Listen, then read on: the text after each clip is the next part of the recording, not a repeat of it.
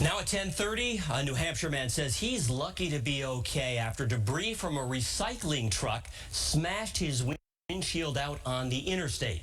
Taylor Manning was driving home from work on Route 93 when the strange incident unfolded.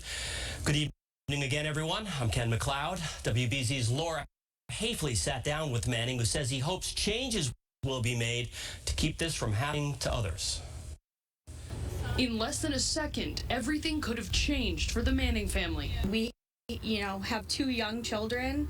I would have been a widow at 30. I could have died. Taylor Manning was driving home to Manchester, New Hampshire after work in Boston when suddenly I see a metal sign fly out of the back of the truck, and it happened so quick I couldn't do anything. I couldn't move. Manning claims he was driving behind a trash truck along I-93 near Windham. I just had to brace for it to hit me, and it hit me and smashed the windshield. The debris Manning describes as a 20 by 20 metal street sign. I was that close to not walking away from it, and I have a wife, 2 young kids, and it's scary how fragile life is and how quick it can end. Manning called the New Hampshire State Police, who took a report of the incident. The sign fell from a moving vehicle and struck the windshield.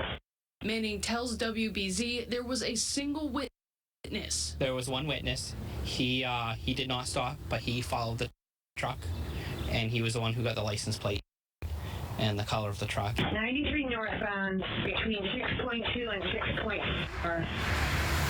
Taylor Manning now forced to relive those terrifying moments every day driving to and from work along I-93, but he's hoping his accident teaches drivers carrying loose material or debris to be more careful.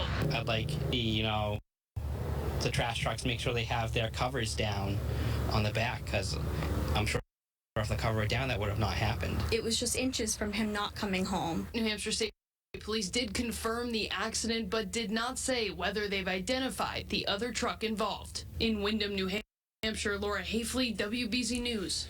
A man has been arrested for DUI after his car rolled over in Hooksett, New Hampshire. Police say it happened around 5:30 yesterday afternoon on I-93 North.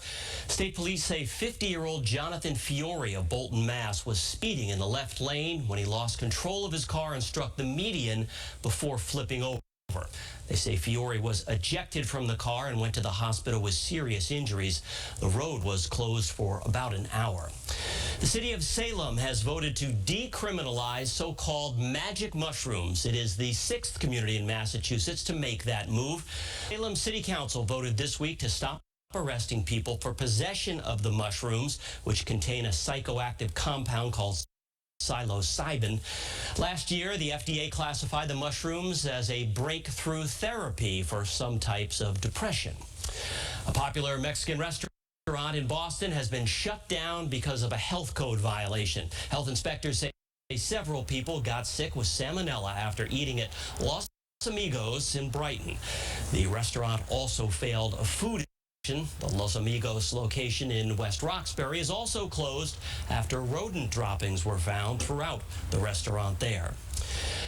Travel to and from Boston might get cheaper soon. A federal judge has ordered American and JetBlue to end their collaboration.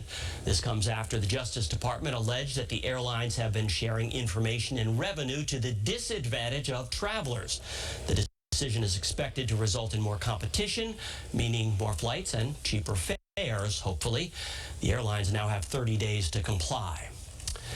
Take a look at these pictures of a black bear, which has been seen several times along the north end of Fall River. Police there say the Massachusetts Environmental Police are working to find the bear and safely relocate it if necessary.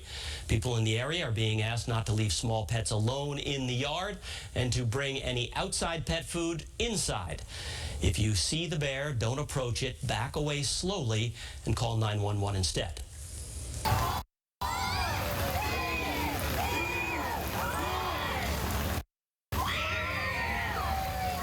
Those screams are from students excited about STEM. Believe it or not, kids from all 7 Brockton middle schools didn't let a little rain stop them yesterday as they enjoyed an interactive NASA-inspired mission at Brockton High School. The event was hosted by the Empower Yourself program. The kids built their own rockets, which they then got to launch. They also learned about science, technology, engineering, and math. People gathered in Mattapan this afternoon for the 21st annual Haitian Flag Day Parade. The event celebrates the anniversary of the creation of the country's flag during the Haitian Revolution. Hundreds of people turned out today. The parade marked a return in-person celebration after a 2-year hiatus because of the pandemic. A special kind of tennis camp wrapped up in Haverhill today for kids 12 and older who are in wheelchairs. The USTA's All-Comers Camp promotes instruction, coaching, and awareness for wheelchair tennis. Started Friday and ran through today at Cedardale Fitness. The camps usually have 20 to 24 participants. The kids get tips from national level coaches and world-ranked players. Well, if you are a fan of the Good Burger, home of the Good Burger, then listen up. Kenan Thompson was in Newport, Rhode Island, filming the long-anticipated sequel of the popular 90s film when he took the time to hand out some coffee and donuts to some very surprised police officers. The film is being shot in a very New England type place as well, an Old Friendly's restaurant. All right, let's get a check on that forecast now with meteorologist Sarah Obleski. It was a fantastic finish to the weekend after the